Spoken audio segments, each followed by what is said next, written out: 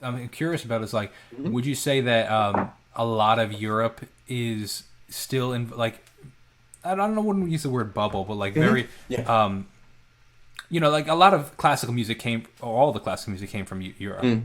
So like, is that still a heavy focus in Europe, as No, just opposed my to like? parents. Oh, okay, yeah, that's interesting. No, not at all. Not at all. It's just my parents, and it's the world I grew up in, Mm. which is like this very kind of art forward Hmm. place.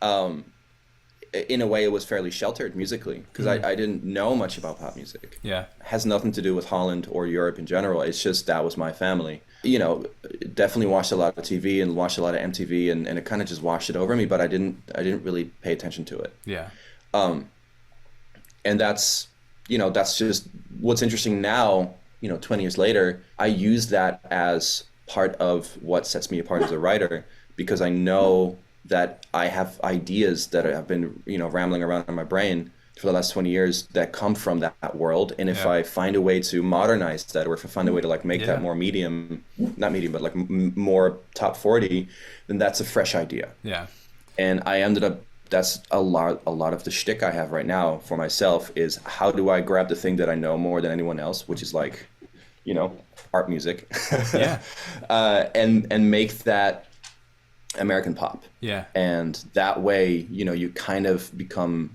the guy that does that. Hmm. And, in the end, I meet a lot of people that come from that world as well. And we all kind of like talk the same language. And it's an interesting conversation to have. Yeah, it's very interesting, and Yeah. it's funny how like perspective is everything, and Yeah. one could say, oh wow, like you might be at a disadvantage because you didn't grow up listening to pop music.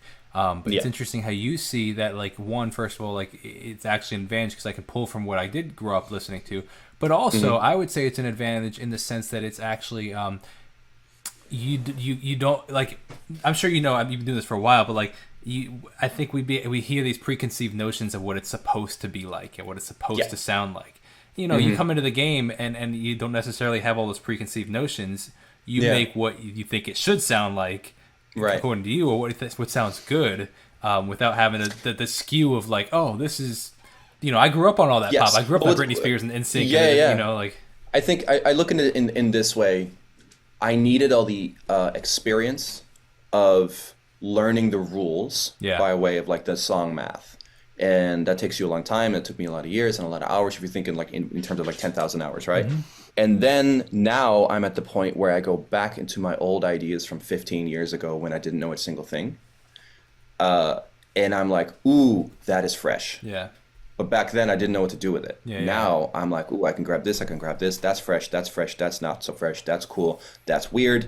If I flippity flop it like that, then I can make this something that people haven't heard before, but it still feels familiar because we're still following all the math rules. And that way, I think that's where you can turn what used to be just a weird idea or a strange idea or a too far left idea into, if I just add this amount of math to it, now it's a fresh pop idea. yeah. So I'm a music Yeah. theory nerd, so I'd love that. I'm curious Yeah.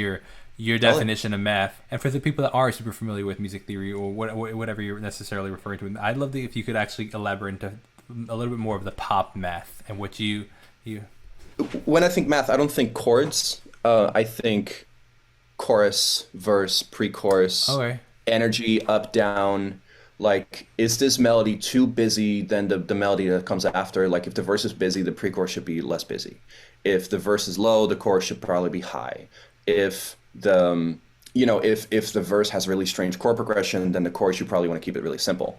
Just how do you find the balance between what's currently acceptable, if you want to call it that, what's currently cool within the pop space, within the top 40 radio, but how do you break that a tiny bit so you can pull from things that I would listen to when I was a kid and say, okay, I have this like chorus that feels very good and very strong, but kind of standard. How do you add 10% weird to it? So it's something that people haven't heard before, but it's not scary. Yeah. And if I go to an old idea from 15 years ago that's in my phone somewhere, on my computer somewhere, I'm like, well, that's 80% crazy. But if I just grab that one little piece that feels special to me and then add to that like a very well-crafted pop moment, then you have like the cool with the normal, let's say. Yeah. And I think a lot of times in those terms, you think in terms of collaborations as well. You have writers that are very, very good at like writing perfect, normal, quote unquote, choruses, but then you need to add somebody who does really wild shit to make that slightly wilder. But if you just let the guy who does wild things by himself, it wouldn't be pop music. It'd be It would be too avant-garde. crazy. Yeah, or like it would be too wild. It would be, you would call it more like an artist record, or you would call it more like a personal thing, or it could live really strongly in like a subculture, but it wouldn't live like in the top 40, let's say middle range of like what top 40 currently sounds Yeah, like. yeah.